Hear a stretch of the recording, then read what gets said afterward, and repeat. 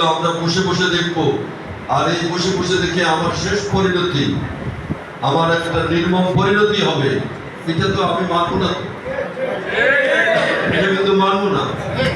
মাটি কাটা, পানি কাটা, যা কিছু আছে আমি কি বলবো, সমস্ত কিছু স্থগিত করে দেন, সমস্ত কিছু বন্ধ করে দেন, দিয়ে আগে বোঝেন। এখানে কে যেন একজন বললো যে আমাদের এই শহরের যারা গণ্যমান্য মানুষজন তাদেরকে আমার ডাকেন, তাদের সঙ্গে পরামর্শ করে দেখি প্ল্যান। এই গোয়ালন্দ উপজেলাকে আমরা কেমন উপজেলা দেখতে চাই, বক্তৃতায় না, কথায় না, এটাকে আমরা বাস্তবে কেমন দেখতে চাই, আসলে আমরা একটু ভাবি। আগামী 3 মাস 90 দিন আমরা একটা পরিকল্পনা তৈরি করে নেব, তারপরে আমরা কাজে যাব। দেখেন এখানে অনেক সম্ভাবনা আছে।